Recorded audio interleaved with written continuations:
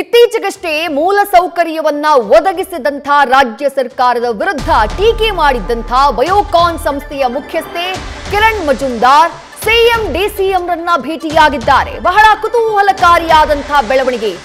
ಮುಖ್ಯಮಂತ್ರಿಗಳ ಸರ್ಕಾರಿ ನಿವಾಸ ಕಾವೇರಿಯಲ್ಲಿ ಕಿರಣ್ ಮಜುಮ್ದಾರ್ ಮುಖ್ಯಮಂತ್ರಿಗಳನ್ನ ಭೇಟಿಯಾದ್ರು. ಸಿಎಂಗೆ ದೀಪಾವಳಿ ಹಬ್ಬದ ಶುಭವನ್ನ ಕೋರಿದ್ರು. ಡಿಸಿಎಂ ಡಿಕೆ ಶಿವಕುಮಾರ್ ನಿವಾಸಕ್ಕೂ ತೆರಳಿ ದೀಪಾವಳಿ ಹಬ್ಬದ ಶುಭಾಶಯಗಳನ್ನ ಕೋರಿದ್ದಾರೆ ಬಯೋಕಾನ್ ಮುಖ್ಯಸ್ಥೆ ಕಿರಣ್ ಮಜುಮ್ದಾರ್. ಬೆಂಗಳೂರು ಗುಂಡಿ ಕಸದ ಬಗ್ಗೆ ಅಸಮಾಧಾನವನ್ನ ವ್ಯಕ್ತಪಡಿಸಿದ್ರು ಕೆಲ ದಿನಗಳ ಹಿಂದಷ್ಟೇ ಉದ್ಯಮಿ ಕಿರಣ್ ಮಜುಮ್ದಾರ್. ಈ ಭೇಟಿಯ ವೇಳೆ ರಸ್ತೆ ಗುಂಡಿ ನಗರದ ಅಭಿವೃದ್ಧಿ ಬಗ್ಗೆ ಕಿರಣ್ ಮಜುಮ್ದಾರ್ ಚರ್ಚೆಯನ್ನ ನಡೆಸಿದ್ದಾರೆ ಎನ್ನುವಂತ ಮಾಹಿತಿ ಇದೆ. ಡಿಸಿಎಂ ಡಿಕೆ ಶಿವಕುಮಾರ್ ಜೊತೆಗೆ ಸುಮಾರು 45 ನಿಮಿಷಗಳ ಕಾಲ ಮಾತುಕತೆಯನ್ನ ನಡೆಸಿದ್ದಾರೆ ಅನ್ನುವಂತ ಡೀಟೇಲ್ ಸಿಗ್ತಾ ಇದೆ. ಎರಡು ದೃಶ್ಯಗಳನ್ನ ಗಮನಿಸ್ತಾ ಇದ್ದೀರಿ. ಒಂದು, ಡಿಸಿಎಂ ಡಿಕೆ ಶಿವಕುಮಾರ್ ಅವರನ್ನ ಕಿರಣ್ ಮಜುಮ್ದಾರ್ ಅವರು ಭೇಟಿಯಾಗಿದ್ದು, ಮತ್ತೊಂದು ಸಿಎಂ ಸಿದ್ದರಾಮಯ್ಯ ಅವರನ್ನ ಭೇಟಿಯಾಗಿತ್ತು. ಬಯೋಕಾನ್ ಸಂಸ್ಥೆಯ ಮುಖ್ಯಸ್ಥೆ ಕಿರಣ್ ಮಜುಮ್ದಾರ್ ಈ ರಾಜ್ಯದ ಹೆಮ್ಮೆಯ ಉದ್ಯಮಿ. ಆಕೆ ಈ ಭೇಟಿಯನ್ನ ಕೊಡ್ತಾ ಇರೋದ್ರ ಹಿಂದಿರುವಂತಹ ಕಾರಣ ಇದೆಯಲ್ಲ, ಅಥವಾ ಅದರ ಹಿನ್ನೆಲೆ ಇದೆಯಲ್ಲ, ಅದು ಬಹಳ ಕುತೂಹಲಕ್ಕೆ ಕಾರಣ ಆಗ್ತಾ ಇದೆ. ಹೆಚ್ಚು ದಿನಗಳೇನೂ ಆಗಿಲ್ಲ. ಕೆಲ ದಿನಗಳ ಹಿಂದಷ್ಟೇ ಕಿರಣ್ ಮಜುಮ್ದಾರ್ ಶಾ ಅವರು ಒಂದು ಟ್ವೀಟ್ ಮಾಡ್ತಾರೆ.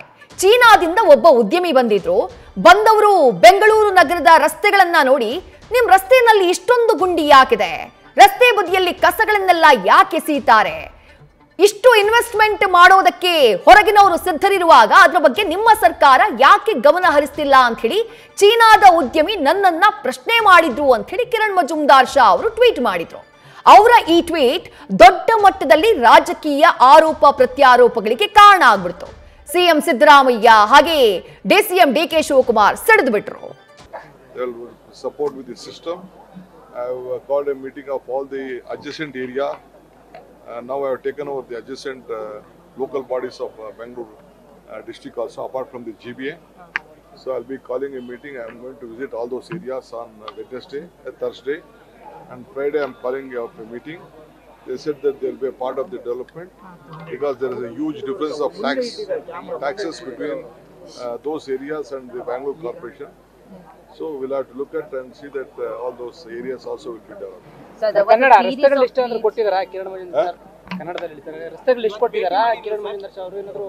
ಏನಾದ್ರು ಯಾರು ರಸ್ತೆ ಇಲ್ಲ. ಅವರು ನಮ್ಮ ರಾಜ್ಯದ ಬೆಂಗಳೂರು ನಗರ ಹಿತಕ್ಕೆ ಅವರೆಲ್ಲ IT ಅವರೆಲ್ಲ ನಾವು ಸಹಕಾರ ಕೊಡ್ತೀವಿ ಅಂತ ಹೇಳಿದ್ದಾರೆ. ಅವ್ರನ್ನೆಲ್ಲ ಕರೆದು ನಾನು ಮೀಟಿಂಗ್ ಮಾಡ್ತಾ ಇದ್ದೀನಿ. ಈಗ ಎಲ್ಲ ಕಾರ್ಪೊರೇಷನ್ ಅಲ್ಲೂ ಪ್ರತ್ಯೇಕವಾಗಿ ನಾನು ಹೋಗಿ ಭೇಟಿ ಮಾಡ್ತಾ ಇದ್ದೀನಿ, ನಾಗರಿಕರನ್ನು ಭೇಟಿ ಮಾಡ್ತಾ ಇದ್ದೀನಿ. ಅದಾದ್ಮೇಲೆ ನಾನು IT-BT ಅವ್ರನ್ನು ಕೂಡ ಪೇಟೆ ಕರೆಸ್ತಾ ಇದ್ದೀನಿ. ಮತ್ತು ಆ ಪಕ್ಕದ ಏರಿಯಾ ಕಾರ್ಪೊರೇಷನ್ ಬಿಟ್ಟು ಬೇರೆ ಏರಿಯಾಗಳೆಲ್ಲ ಇದೆ, ಅದನ್ನೆಲ್ಲ ಕೂಡ ಅವ್ರ ಹತ್ರ ಎಲ್ಲ ಚರ್ಚೆ ಮಾಡ್ತೀನಿ.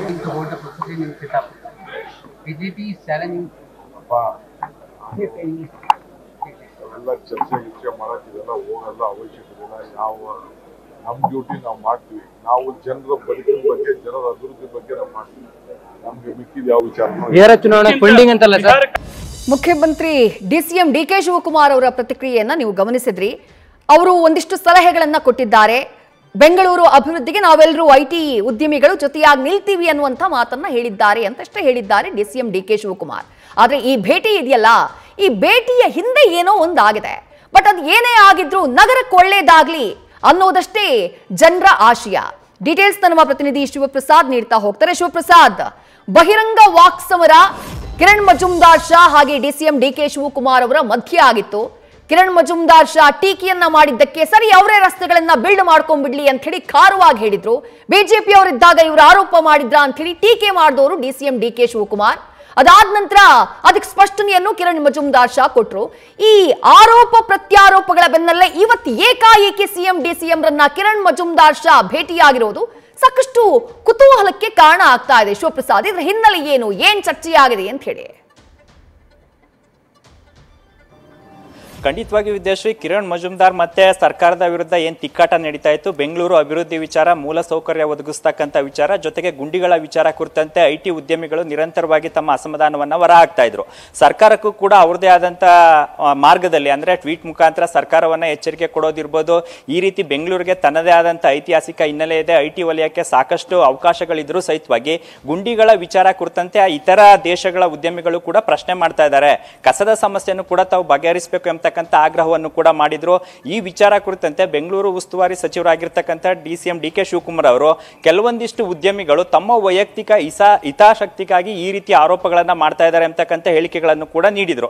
ಆ ನಂತರ ಖುದ್ದು ಕಿರಣ್ ಮಜುಮ್ದಾರ್ ಅವರೇ ಕೆಲವೊಂದು ಗುಂಡಿಗಳನ್ನ ನಾನೇ ಕೂಡ ಖುದ್ದಾಗಿ ಮುಚ್ತೀನಿ ಅಂತಕ್ಕಂಥ ಸಂದೇಶವನ್ನು ಕೂಡ ರವಾನೆ ಮಾಡಿದ್ರು. ಸದ್ಯ ಇವತ್ತು ಭೇಟಿಯಾಗಿ ಬೆಂಗಳೂರಿಗೆ ತನ್ನದೇ ಆದಂತ ಐತಿಹಾಸಿಕ ಹಿರಿಮೆ ಇರೋದ್ರಿಂದ ತಾವು ಇದನ್ನ ಇನ್ನಷ್ಟು ಮೇಲ್ದರ್ಜೆಗೆ ಏರಿಸಬೇಕು, ಆ ನಿಟ್ಟಿನಲ್ಲಿ ನಾವು ಕೂಡ ತಮ್ಮ ಜೊತೆ ಅಂದ್ರೆ ಸರ್ಕಾರದ ಜೊತೆ ಒಂದಾಗಿ ಹೋಗೋಣ ಎಂತಕ್ಕಂಥ ನಿರ್ಧಾರಕ್ಕೆ ಬರಲಾಗಿದೆ.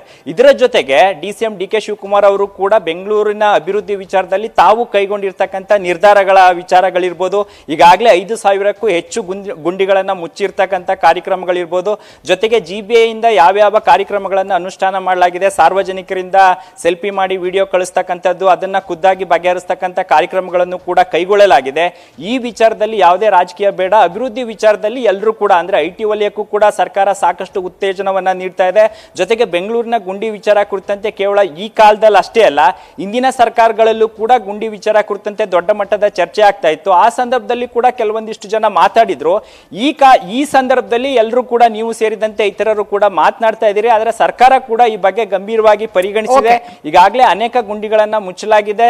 ತಾವು ಸೂಚಿಸಿದಂತ ಮಾರ್ಗದಲ್ಲೂ ಕೂಡ ಮುಚ್ಚತಕ್ಕಂತ ಕೆಲಸವನ್ನ ನಾವು ಮಾಡ್ತೀವಿ ಅಂತಕ್ಕಂಥ ಭರವಸೆಯ ಜೊತೆಗೆ IT ವಲಯ ಮತ್ತೆ ಸರ್ಕಾರ ಬೆಂಗಳೂರು ಅಭಿವೃದ್ಧಿ ವಿಚಾರದಲ್ಲಿ ಜೊತೆಯಾಗಿ ಹೋಗೋಣ ಎಂತಕ್ಕಂಥ ನಿರ್ಧಾರಕ್ಕೆ ಇವತ್ತಿನ ಭೇಟಿಯ ಸಂದರ್ಭದಲ್ಲಿ ಬರಲಾಗಿರ್ತಕ್ಕಂಥದ್ದು. ವಿದ್ಯಾಶ್ರೀ, ಥ್ಯಾಂಕ್ ಯು ಶಿವಪ್ರಸಾದ್ ತಮ್ಮೆಲ್ಲ ಡೀಟೇಲ್ಸ್ಗೆ.